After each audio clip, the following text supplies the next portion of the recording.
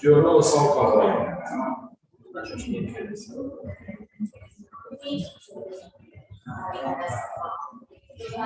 So this is why he did this also. Some time ago. As a gene chemistry researcher, chemical educator, maybe Professor Westermann.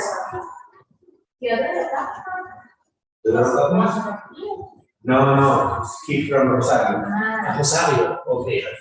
Because my the boss of our institute, he was here some years ago, and I don't know, and maybe he didn't, when did this even happen that he went to meet Professor Westermann, and maybe he's going to Rosario. But not maybe the meeting or but he's from Rosario. He's been working there for at least 30, 40 years. Okay.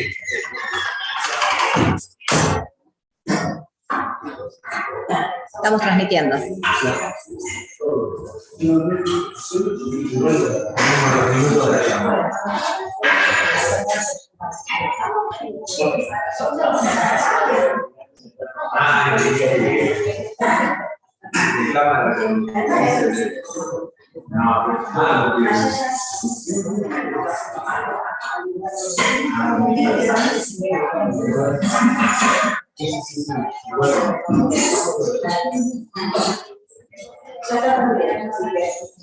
Going for 3 minutes because people here it's not very good.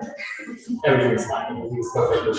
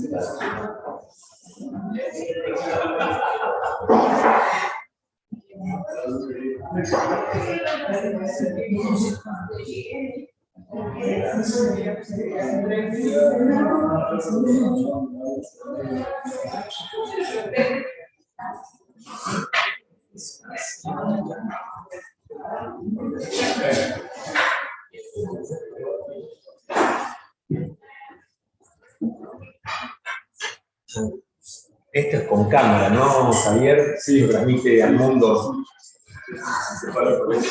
No, así que me tome la cámara para hacer la presentación.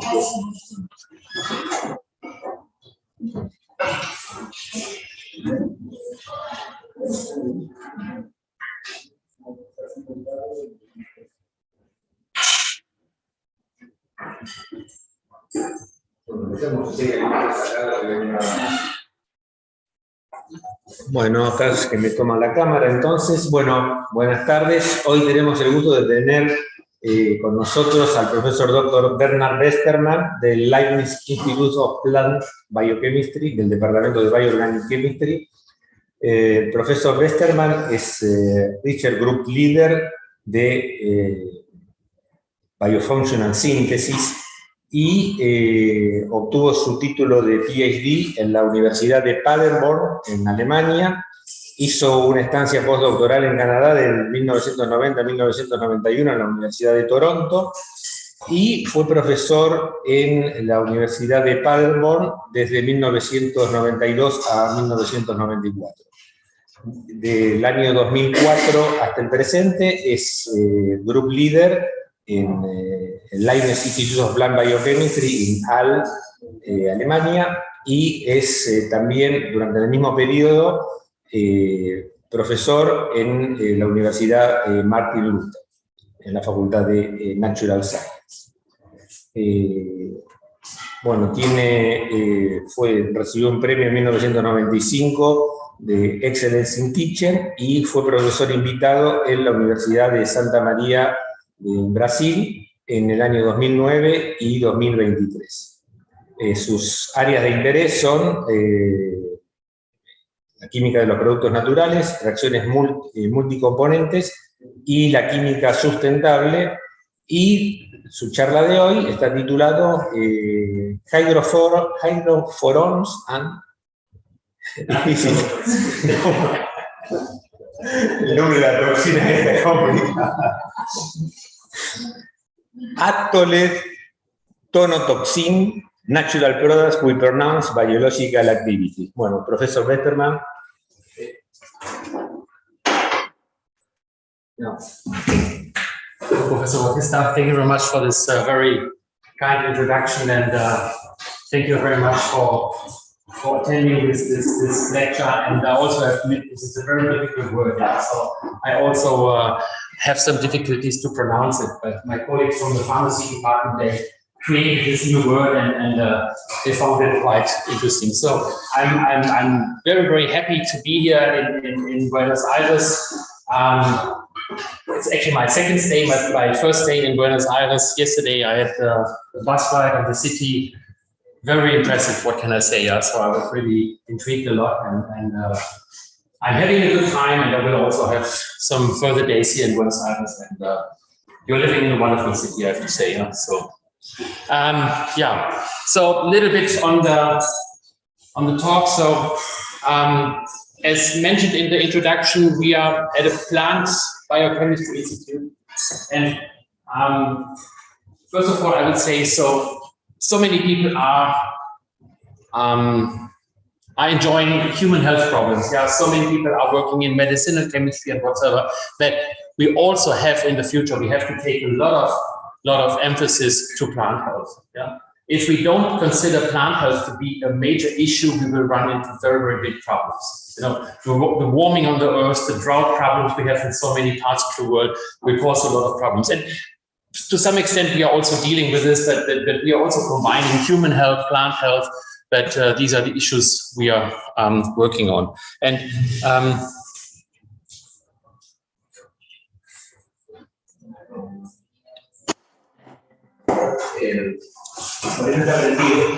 sorry? No, here. Here? Ahí, No, right. ¿Viste no? No, ese no es. No, this is conectado. It's not conectado. Okay. ¿Sí? Sí. Claro, se pegó. Okay. No, okay. Gracias. Thank you very much. So these are actually the two topics I'm talking of today. So here we have some mushrooms. I'm talking of some ingredients from this mushroom, and I'm talking of this very strange-looking natural product which caused a lot of problems to the American bald eagle. So these are the two natural products I'm talking about, but maybe for the beginning, just to tell you where I'm coming from and where our institute is being located. So here you have a map of Germany. This is Berlin, and Halle is just 1.5 hours south of Berlin. So this is where we're living. So this is the map of the province, and this I'm going to show you later. So this is the city, and this hilly area will also play some very important role in the future. So Halle, so this province belonged to the former East Germany part here. So all of these 5 provinces, they were the so-called GDR before the 90s. So people consider this being the most, or the most famous son of the city, Handel. He was a great composer. If you don't know anything of his work, maybe you know the anthem of the European Champions League. You know, when the teams enter the fields, they play a special type of anthem all the time. He was the composer of this one, yeah. So maybe this is some sign what he worked on. But he did most of his work actually in England, not in Halle. But he was born in Halle. This is also a very famous item found close to Halle. It's displayed in one of the museums in Halle. So this is the so-called sky disk of Nebra. This is supposed to be the oldest depiction of the cosmos. It's more than 4,000 years old. And maybe you've seen it in some jewelries. Yeah? So people are putting up these things in jewelries. The original, it's about this size, is actually placed in one of the museums, as I mentioned. It's a very lively, it's a very vibrant city. So the city is more than 1,200 years old, and Halle is one of the oldest universities in Europe since 1502. It's called Martin Luther University because Martin Luther worked and traded in this entire area. So here you see the marketplace with lots of people, and also we have some sun sometimes. The National Academy of Sciences is also located in Halle. It's not located in Munich or Berlin, where you might suppose these ones. No, this is the very nice building of the so-called Leopoldina, the German Academy of Sciences. Very nice. And this is a picture of the campus. So this is where we are located over here. And these are some faculties: chemistry, pharmaceutical sciences, biology. We have some Max Planck institutes. So it's really a very nice area. Short ways, your colleagues, and also experiences over here. So we're very short ways just to your colleagues, and this is a very nice setup when you just can talk to your colleagues very easily. So the story, or the first story I'm going to talk about is actually on these fungi. And my colleague, he found these fungi in this hilly area of our province. So he didn't have to travel a very long way. And normally, I don't know if you also sometimes go out for collecting fungi. And when you go late fall, quite often the fungi or the mushrooms are eaten up by snails. They are just eaten by worms. They are also affected by worms, or they are just overgrown by other fungi. This is how it normally looks like in late fall. But then please have a look at these ones. Nicely looking, nothing attached, and wonderful, yeah. But these ones have some slimy surface, and my colleague was really interested, maybe if there were any ingredients in this slimy surface which caused this kind of defects. And the compounds he isolated, or one of the compounds he isolated, was actually this one here. Highly congested cyclopentanone moiety, lots of hydroxy groups, and a long tail over here. A long alkyl tail over here. To determine the relative and the actual stereochemistry was very difficult, because this is almost a flat molecule. Yeah? And in these flat molecules, you do have really problems. So the only proton is over here, and then you have two over here. So you can have some correlations between this and this and this and this. But if the entire system is really flat, it causes some problems. So these are the four configurations which are possible, and again, organic chemistry is maybe the best choice to go for the clarification of these issues. So what we did, we just had the first cut in the retrosynthetic approach over here. So we came up with this one in here. Second cut was made over here. Later on, we can tell these things so easily, but and then we're coming up with this 1,2 or alpha beta dihydroxy carboxylic acid. and then you just simply do an aldo reaction, and then you're ending up with this compound in here. And this one can easily, be reduced to an alpha beta unsaturated carboxylate, and these were actually this was actually the starting compound, and we considered to be the sharpest dehydroxylation, the aldo type reaction, and the Diekmann type reaction, the key step in our synthesis. So we want to produce the substance. We want to go to the final product. We are not developing new chemistry. There's so much chemistry around. There's no need for so many molecules to develop any new chemistry, as you will see. This is the synthesis. But I will guide you now through each of the steps. So to synthesize these ones is also quite easy. So you just take some Wittig type reaction. In this type, we took this Wittig-Horner reaction, starting from this available compound and just attaching any sort of aldehyde with a long alkyl chain to it, and very high yields, almost quantitative yields. We came to this alpha beta unsaturated compound, and then the nice thing of the sharpest dehydroxylation kicks in.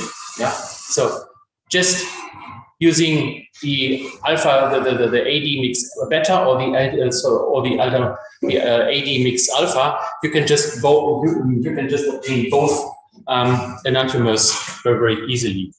And you can see by the alpha D values that we had really the opposite stereochemistry in both of the cases. And HPLC and other means they tested, or we checked that these compounds are really almost enantiomerically pure. You know? And you can easily rationalize the chemistry. So either it comes from the top or it comes from the bottom. Sharpless has set up these wonderful rules, and then we can easily establish the relative and the absolute configuration of these starting materials. I'm now continuing with this one over here, and the next step was to deprotect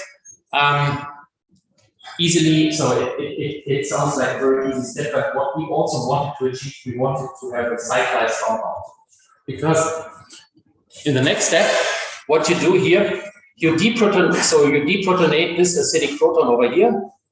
So you destroy the stereochemistry at this point, and you do some aldo type reaction with this strange looking aldehyde. You will see the advantages later on. Again, this one is destroyed and this stereocenter stays. Yeah? And you will see later on that this stereocenter is controlling the whole reaction. So we set up this aldo type reaction. We came up with this 2 diastereomers in a ratio of 4:1. We didn't optimize, so we just carried on the synthesis with this mixture. Now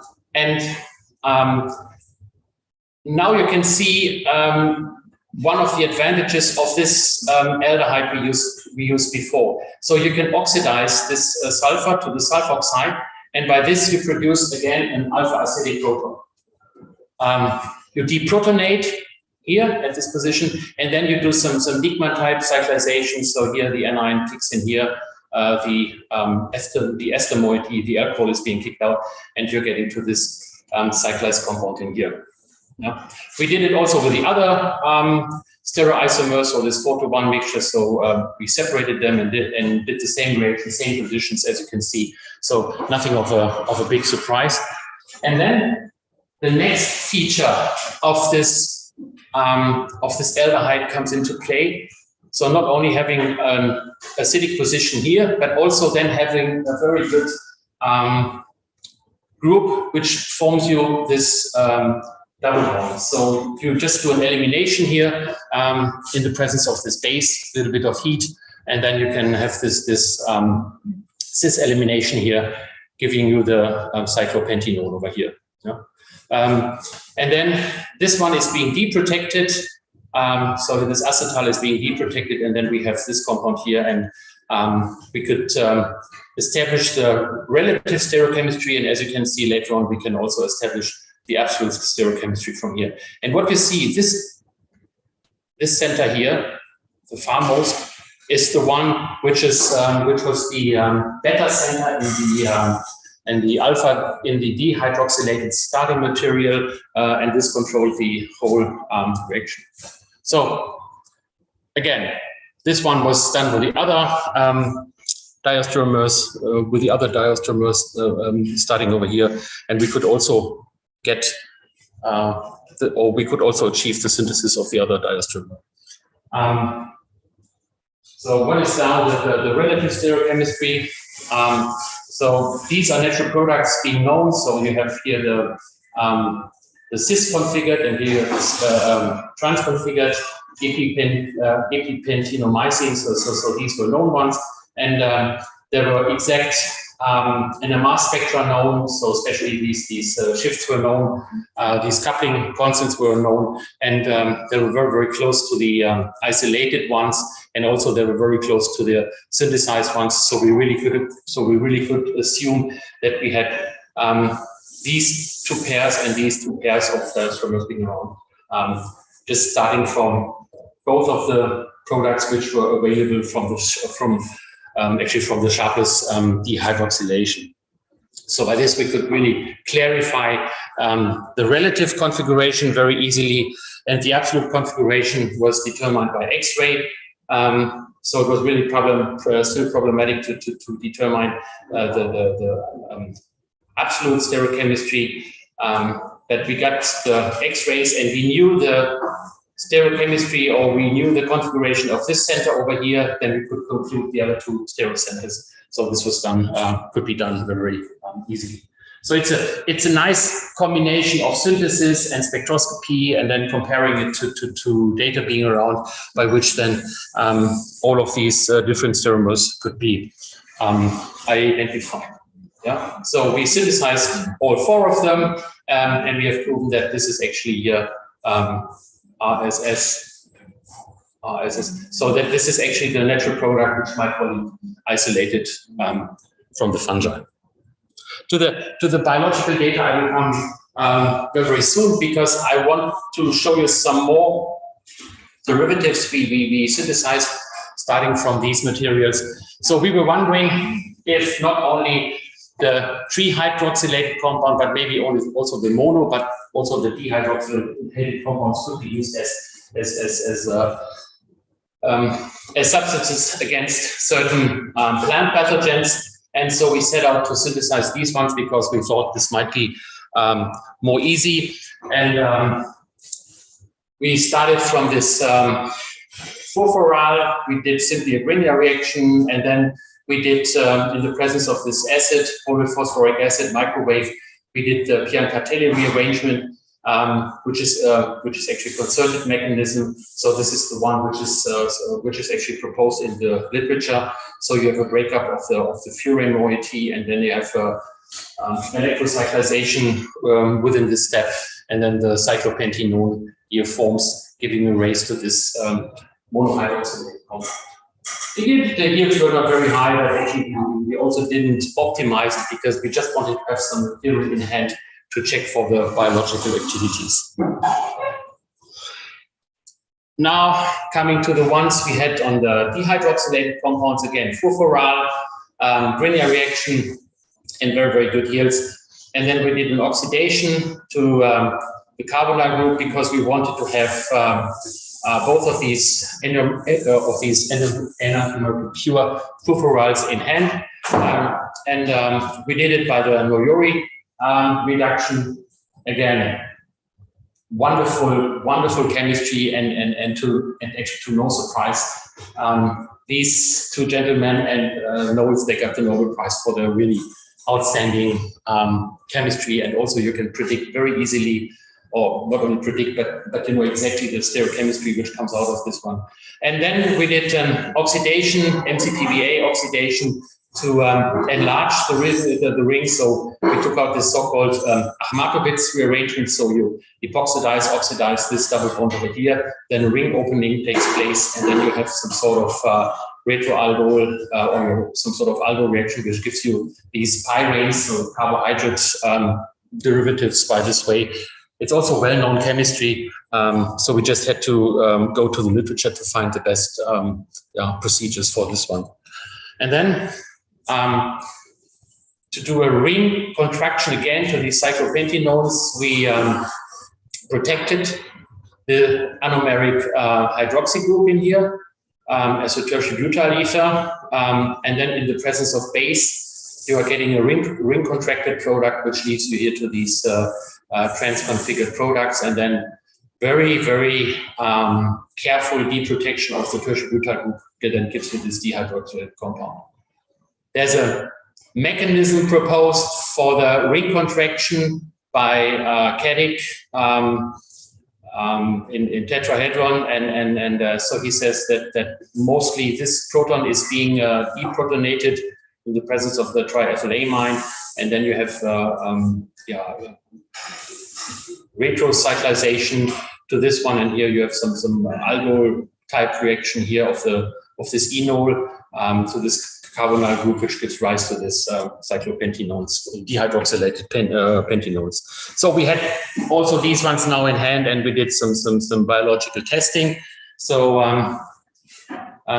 here you see the natural product, monohydroxylated, dehydroxylated. We also use this one, but as you can see on the red ones, so I don't discuss these ones, they don't take any action in activities against botrytis cinerea. This is the gray mold you find easily on strawberries or grapes. So grape farmers are in big need of compounds against this plant pathogen. Septoria tritici, it attacks a lot wheat. So this is also a very, very important plant pathogen, and Phytophthora infestans, maybe you know this is affecting a lot potatoes. Yeah? So when you have this fungi on the potato field, it just takes 3 days, and then the potato field is gone. Everything is brown, and you can just burn the field. Yeah. This was also one of the reasons, or a couple of reasons that so many casualties happened, for instance, in Ireland in about 1860, 1870, because they had huge infestations of this Phytophthora infestans, and people couldn't feed, and there were a lot of casualties. A lot of people then also immigrated to all parts of the world, I think, not the United States only, but also I think to South America.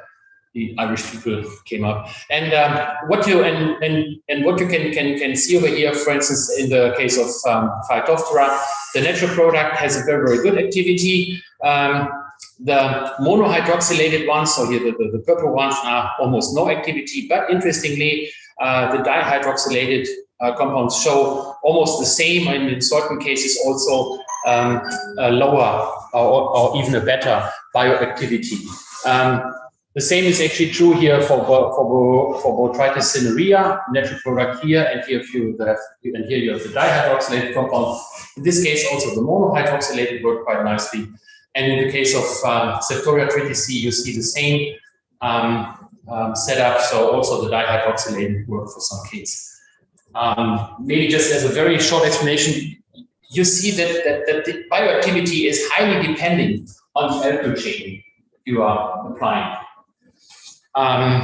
So first of all, you are dealing with different fungi.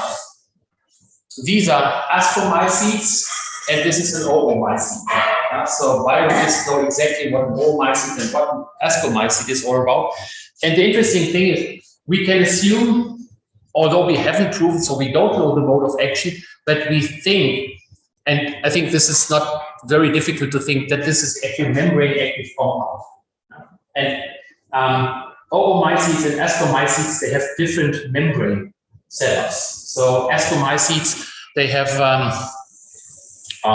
so in the case of here, so normally the longer chain ones are more active. So the ascomycetes, most of the membrane ingredients, they have fatty acids of C14 and C16, whereas oomycetes have C16, C18. Yeah, so I think, or we think, that is also due to the constitution of the membrane, that you have different activities of these compounds.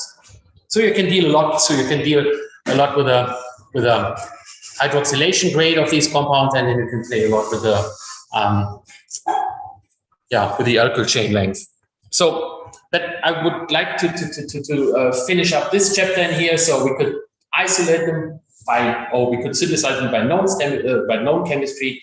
We could elucidate the configuration, and we also proved that the compounds which have been stripped of the hydroxy groups are also quite nicely in bioactivity, as you can see over here. Okay, this is this story, and I promise you another one. And this, in my opinion, is actually spectacular. Yeah. So it's on the synthesis of this Aetokthonotoxin. So it's made up from Aeto, the eagle, or Kento, to kill, and toxin of from the toxin. So this is actually the compound which kills eagles. It kills the American bald eagle. And you can imagine the Americans were very much afraid to lose their animal. Yeah? So, and interestingly, this is actually the compound which is actually causing the death of the bald eagle. And as you can see later on, we will also synthesize this compound. But maybe a little bit to the story. So this is a colleague of mine from the pharmacy department in Halle. He's a specialist in MS spectrometry. This is his colleague from the university in Georgia. She is employed in the forestry department. So it has nothing to do with chemistry at all.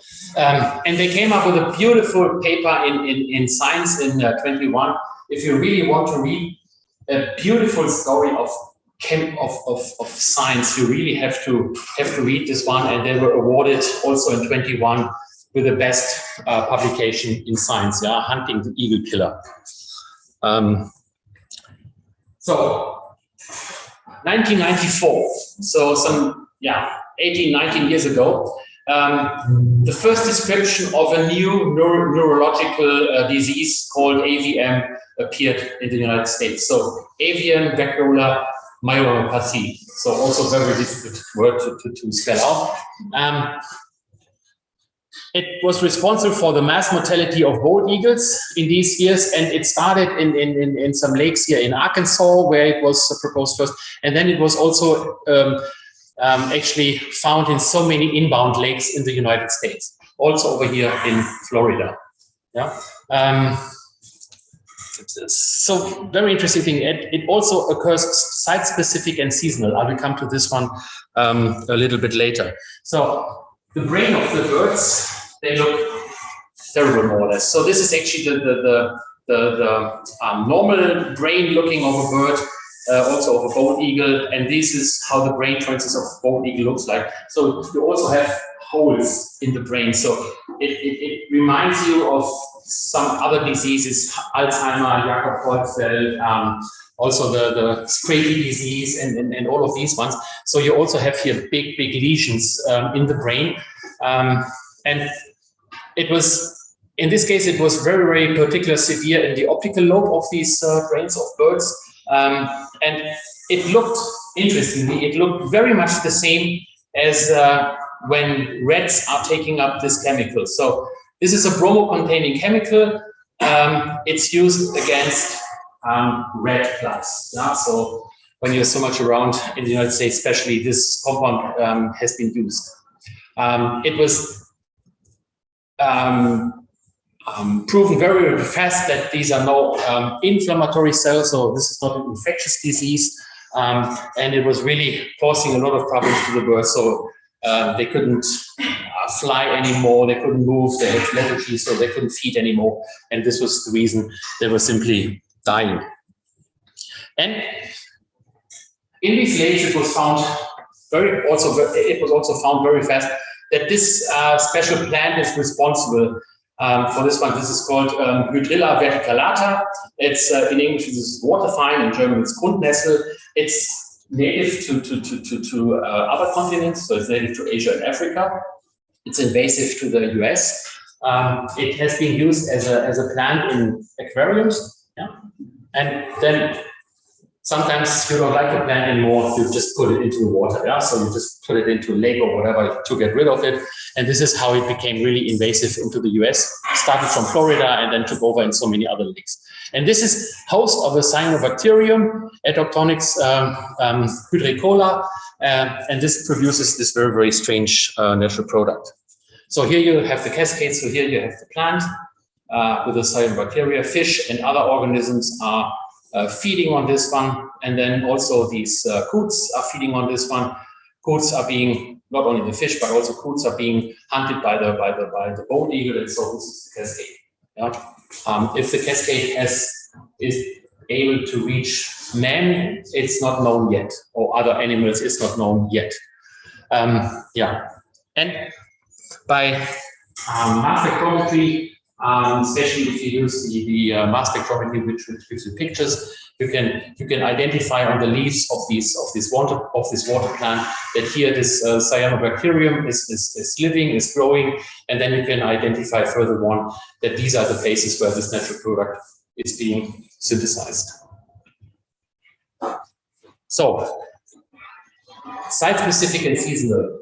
I promised I'm going to explain a little bit on this one.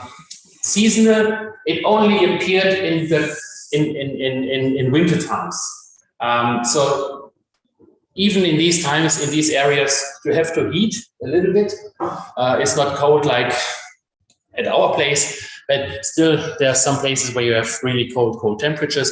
And only in these in these lakes, this cyanobacterium was actually growing. What is the cause? Two causes have been made. So, especially in these times, the authorities were trying to get rid of the plant. So they used a so they used a herbicide which contained bromine. Maybe one of the reasons. The second reason, heating season in the United States, and the cold in the United States differs a lot, for instance, from coal in Europe or in Australia. The coal in Europe and Australia is very sulfur rich. And so you just have the sulfur to get rid of all the heavy metals easily. Yeah. So cadmium, mercury, and so on. And in the United States, you have very sulfur poor coal. And if you make the cokes out of it, the coke out of it, you have to adjust a lot of halogens to get rid of the mercury and the cadmium. So this might be also another reason why there's a lot of bromine in the atmosphere, because it's very, very difficult to believe that inbound lakes contain such a high amount of bromine that this high substitution rate is being justified. So the production of this natural product is a natural one, but the sources of bromine is certainly a non-natural one. Yeah, but nobody knows exactly on the origin of this one, because starting over here, it contains 5 bromine atoms, so 60% of the weight is bromine. Yeah, there's no natural product around which contains such a high content of bromine, and you have some brominated compounds found in oceans, because of there you have also enough bromine that these reactions might occur. But in inbound lakes, very, very strange. This moiety is hardly described in indole natural products. So normally they have just an aldehyde or carboxylic acids over here, but nitrile is very, very rare. And this linkage between the two indoles has never been described in natural products before. So it's completely unknown. So very, very interesting study. And you know, my colleagues, they wanted to do some toxicological studies. They had only enough materials to do it on cellulitis, yeah? But they wanted to do some more tests, and the test organisms for this one were chicken. And you can imagine, yeah. So if only you need 3 chicken or 5 chicken to do the biological testing, yeah, they pick up a lot of foam, and so they needed really some compounds. The synthesis should be fast, affordable, and upscalable, and should be upscalable. So this was actually why they came to us and asked me if we can do so.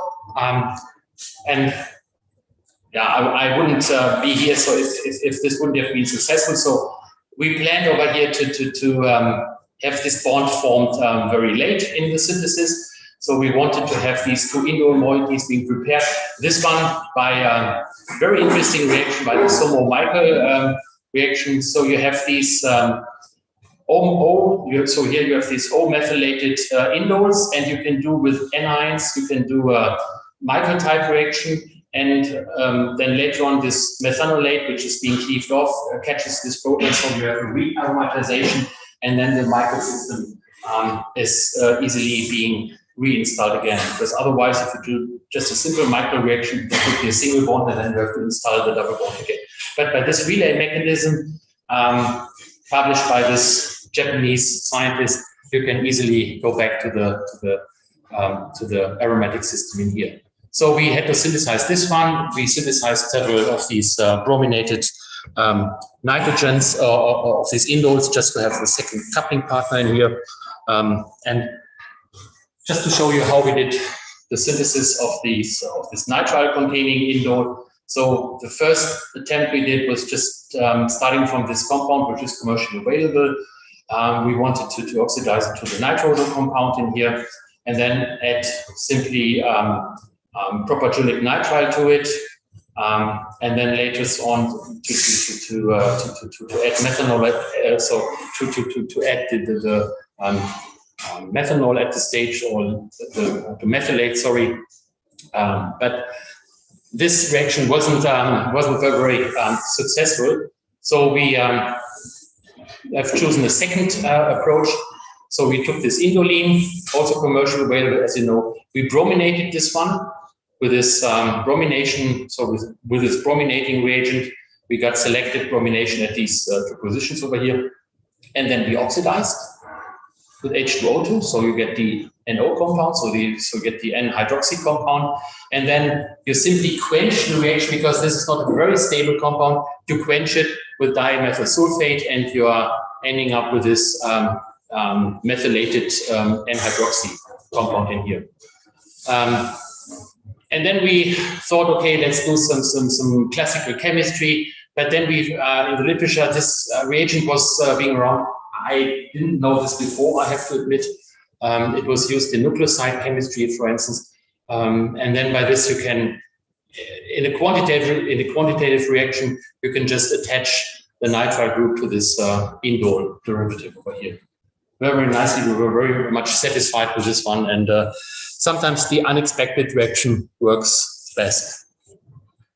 The second building block, brominated indole in here. So we carried out the reaction to these tribrominated ones, so we had to protect here, and then did the dibromination of this heterocyclic moiety of the indole.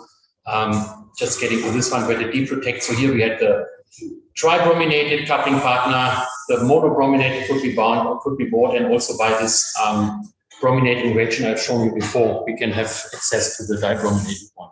So both of the partners, this one and this one, was actually being available now, and we did the coupling. With all of these three different brominating partners. So this is again the Somai reaction which takes place. We were successful with a monobrominated indole, as you can see over here. We were successful with a dibrominated one, as you can see over here. We have not been successful with a tribrominated one, because this is the product we could isolate in all the cases. So it means the nucleophilicity of the nitrogen is not high enough anymore to afford this to achieve this very, very nice coupling. So it means we had to stick to these two compounds, to these two approaches, and to do the final bromination here, either at this double bond, so debromination here, or monobromination here, to achieve the synthesis of natural product. We use, for instance, NBS. We also use so many others, but we could achieve selective bromination here at the 3 position. The 2 position is we couldn't achieve any selective bromination here. And before this position is being brominated, you have the 3rd bromination here in this way. So we had to go for a different bromination or a slightly different setup. And also the problems which occurred over here is the compounds were purely solid, and this is always, as you know, a mess when you do when you want to do really nice chemistry. And again, the substitution pattern had to be changed for the bromination. So in this case, then we work with protecting groups. Nice, give you the selectivity, but any protection group means one step to put it on and one step to put it off. Yeah. So we did the coupling over here, and you remember that here the methoxy group leaves the compound, leaving the anion of the nitrogen over here at this stage, and then we use this reagent to quench the reaction. We didn't a particular protecting step, we simply quenched the reaction with this SEN chloride in here, silyl methyl chloride in here, silyl ethyl methyl chloride, and by this we could achieve the protection of this position over here without any additional step. We then carried out the brominations. So we did it with this bromination reagent we were quite successful with, but got only a selective bromination here in this position, and the protecting group stayed on. We did it with this bromination reagent. Okay, for the first time we saw the bromination occurring at the right sites, but still the protecting group stays on. And then my colleague simply used bromine, yeah. And to our delight, so we got bromination here at these two positions. And during the reaction, you're forming HBr, and HBr as the acid cleaves off this protecting group. So we didn't have to particularly deprotate our compound. It was also done on the fly. So protection, deprotection was more done as quenching or on the fly reactions. And this was also very delightful. So we had the compound in our hand over here. So using this bromination approach, so in really, really good yields, we could really achieve the synthesis of this one. And we had to be very fast because during our studies, my colleague from the pharmacy department, he received a lot of calls and emails by colleagues. Can you send us some material? Can you send us all the spectra? Can you send us, because they wanted to have authentic materials to compare it, I guess, to their synthetic products. You know? So we were really fast, and as you can see over here, only a couple of months later, the biosynthetic total synthesis of this natural product was also described. So the Americans are very fast. It's also very interesting, biosynthetic pathway. So this organisms contains or has the appropriate enzymes available to do the synthesis. Yeah. So we were able to publish the synthesis, and maybe as a little remark on the slide, so Manuel and Daimler, two Cubans. Yeah. So the Cubans came to the rescue of the American Golden. So, we didn't emphasize it in this paper, but I would have loved to. Yeah. This is actually the second one, and I want briefly to show that we're also doing some UGI reactions still. So we are so much delighted with these multi-component reactions as you are over here. So I would like to share some of the slides. So these ones have not been, or not all of them have been published yet. We wanted to do UGI reactions on proteins. So we wanted to modify them as isonitrides. UGI reactions with amino groups on the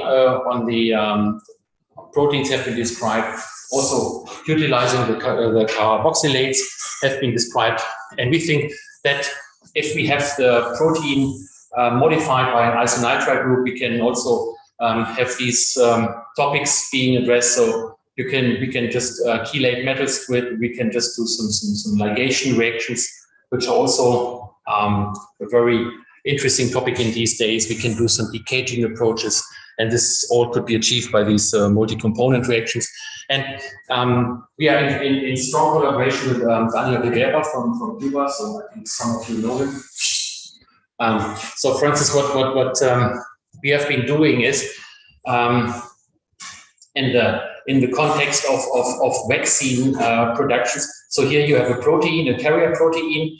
The humans normally use tetanus, the tetanus toxoid, and you can modify it, for instance, with this hydrazine. So it means you have the amino group of this attaching group, and then you can attach carbohydrate-containing serotypes on the surface of these proteins. Either you take the carboxylates from these polysaccharides, or you do very selectively pair iodide cleavages. So in this case, you have the aldehyde, and you can see that here now you have 3 components of the UBI multi-component reaction available, and then you take an isonitrile. And you know the difficulty or the problem is the isonitrile is just a bystander, yeah? So it doesn't have so much functionality. And so you're using one partner in this 4-component reaction. But still, you can just attach all of these compounds and you have a multivalent glycoconjugate on this one. Yeah? So you have the first one, you have the second one, and this is the isonitrile group from the UGI reaction. The same could be done, for instance, with this with these compounds. So this is it's a compound which you need as an adjuvant.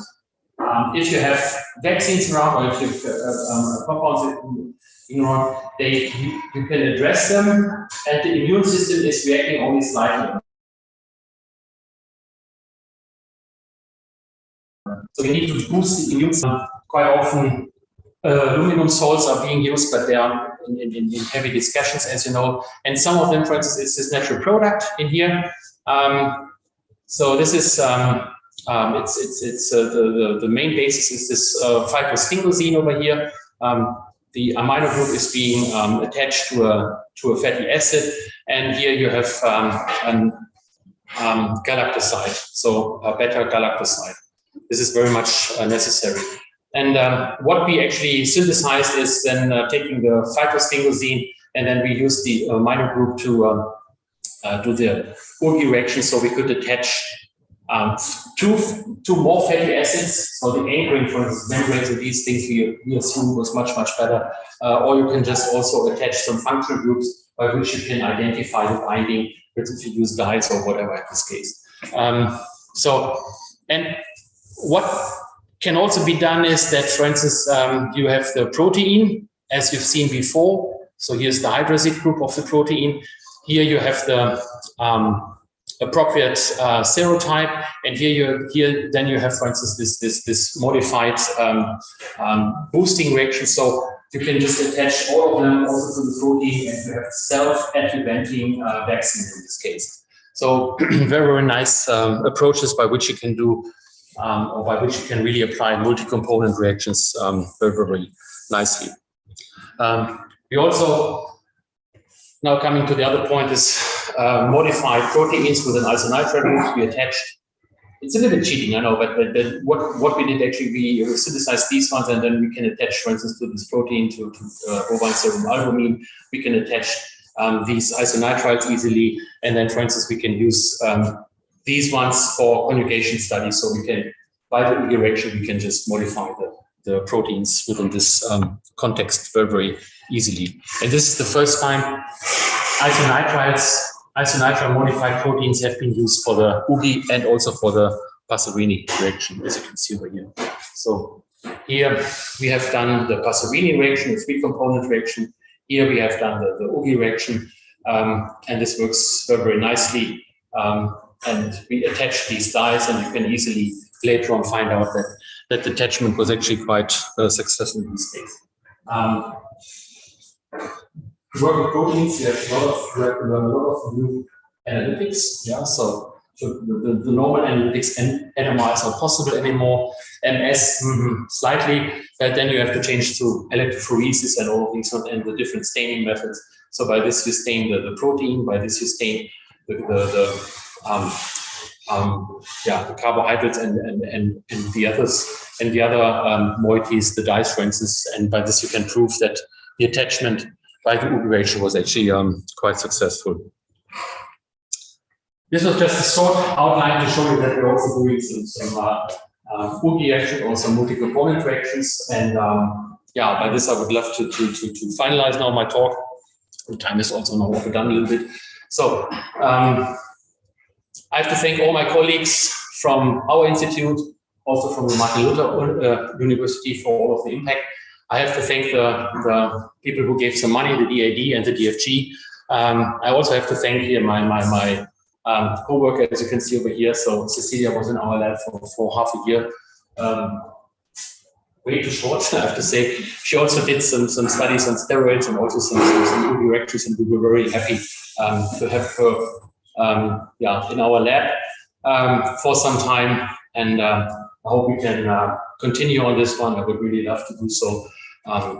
And by this I would finalize my talk, and thank you very much.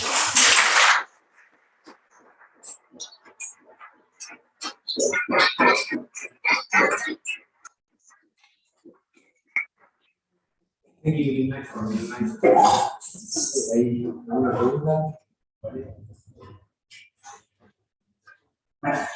Very interesting talk. I liked it very much. I was impressed with the endotoxin. It looks very much like marine polybrominated marine natural products. That's the part, sometimes cyanobacteria can do this type of things, but they generally, the biosynthesis of these compounds generally involves a very active bromo peroxidase to perform the brominations, and they generally produce many compounds. This was the only toxin that a brominated compound that I from the cyanobacteria? No. Thank you very much for this question. No, there have been others also being synthesized. So my colleague also found monoindoles. They also found other bis-indoles with a not with 5, but also with 3 and 4 bromines on. Yeah, so the bromine content is changing. But this is the metabolite which is formed most. Yeah. So the other metabolites, which you can assume are also formed during the biosynthesis, of course, they are also synthesized, that the abundance is even lower. Yeah. And the nice thing is now with the synthesis, we have more or less all the bromination pattern available on the mono and all the bis-indole, and now we can also do, or my colleagues can do the biological studies. Yeah. So I'm not for the biological studies, so this is their part. But now we have everything in hand, and we can now start the ecological, ecotoxicological investigations.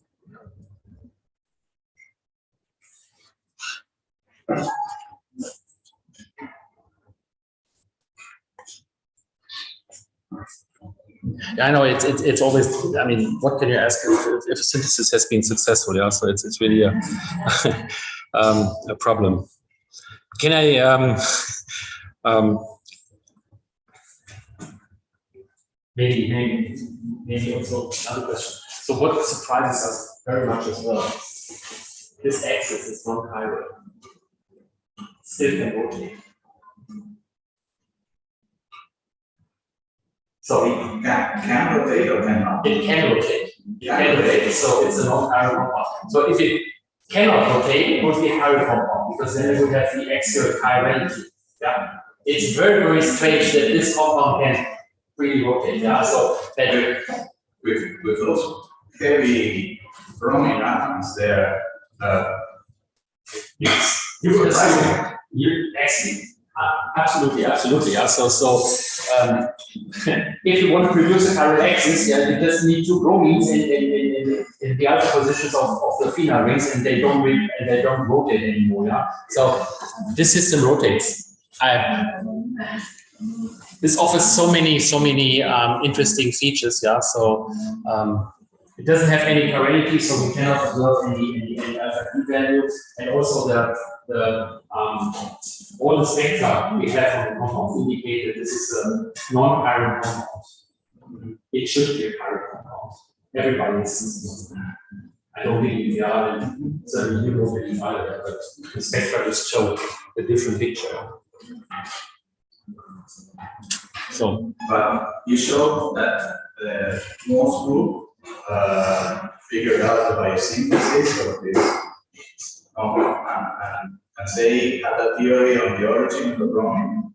No. They also mentioned these two factors that were mentioned in the science publication, either this bromine containing herbicide, or let's say some intake or uptake of bromine because of the mining processes they have here. So and you also have to consider this is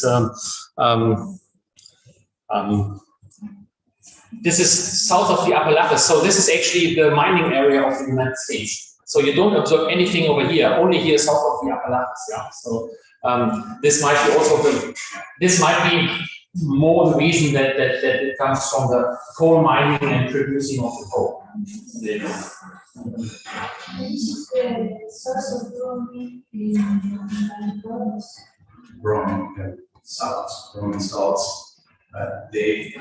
The funny thing is that bromine is several orders of magnitude less abundant than chlorine. However, there are many more brominated compounds than chlorinated compounds because of the very active bromoperoxidase that you have in marine organisms. But it's dissolved bromine in seawater, but in seawater, exactly. Water is not clear.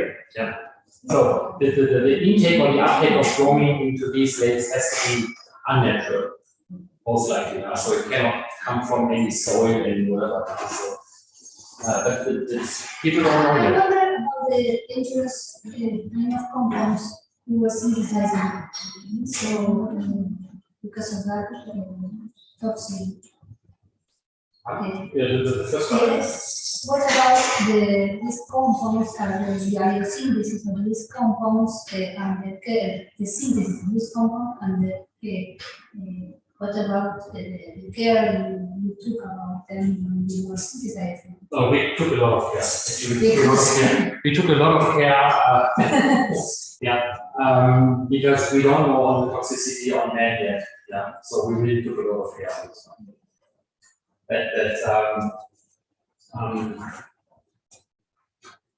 But what has been proven now as well is that it seems that toxicity is more or less limited to birds. So it seems to be the case. So they did some further classical toxicity studies, for instance, a typical test, what I know about is with breed eggs, and to put this compound on top of it, and then it's still the egg or the little bird is developing nicely. Then you have, or if it develops for some time, then the toxicity somehow is on a special bird, it's a specific toxicity test which they have carried out, and also they have done now some more toxicity studies, and still one has to be very careful with these ones, but it seems that it cannot be that it's not affecting man, so this is what we know. But that's still very important. Therefore, at the present time, only affect birds. Seeds that only affect birds. So Especially eagles. Especially eagles and these little ones here, these coots. Yeah. So fish and turtle, you can also find that, for instance, when they feed on this plant, they are not affected. So the brain of these animals is not affected. It's only birds. So is there any group which are interested in studying the pharmacology of this compound? Yeah, there are a lot of them now. You're right. And we have sent out samples to these groups already. Yeah. But the American group is also now supplying a lot of other groups. And to our relief, they also did the synthesis of compounds to compare, and they exactly used our procedure. So this is a little relief to us that our procedure really works also in other hands. So, but now some groups are out which can supply these materials for further studies. You know, because any of these diseases which causes this brain damage, you have to be very careful with it, of course, and it needs to be tested. Because this is really set free and they cause a lot of problems. Thank you so much for very kind talk. I think we have completed the case of the cyclohexone, the mono diatoxin, the origin of the diatoxin. Because you have, for instance, for the diatoxin one, the term hydrogenation, and then seems like this is one for this is true. Yeah, this is true. So I in this case I haven't told everything. So what we for instance did, we used the hydroxy group, acylated the hydroxy group, and we did a separation of the racemates by lipase cleavage of the ester. But actually, it was proven that it's not highly dependent on the enantiomer. It's also not highly dependent on the relative steric. Yeah. We also did bits and over reactions to get into the other configurations, so from cis to trans, that the biological results were almost the same in all of these derivatives. So I haven't told this one, so thanks for bringing this up. Okay. I have another question regarding the organization of raw. You told that this alga is invasive. This plant is invasive, yes. And in the country of origin, did they found also the same type of brominated compounds? No. First of all, in the areas where this plant is native, it's not attacked by any herbicide, or let's say it's no coal mining where we're close by. So environmental cost. Yeah, so the cyanobacterium is only producing this under some certain stress, because otherwise it wouldn't. It's not synthesizing it, because if the temperature in these areas is increasing during summer times, it's not being produced. So it's certainly a stress-related development. But it's fascinating. So I really recommend read the story in Science. To cover more or less 27 or 26 years of science on this compound. This is really a fairy tale, more or less. So you can really tell a story about this. Not only how we did it, but there's more around it, and it's beautiful. Beautiful what my colleagues did.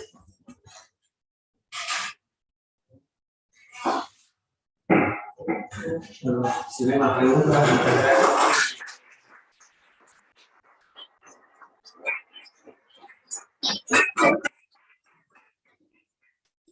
Thank you very much. Vielen Dank.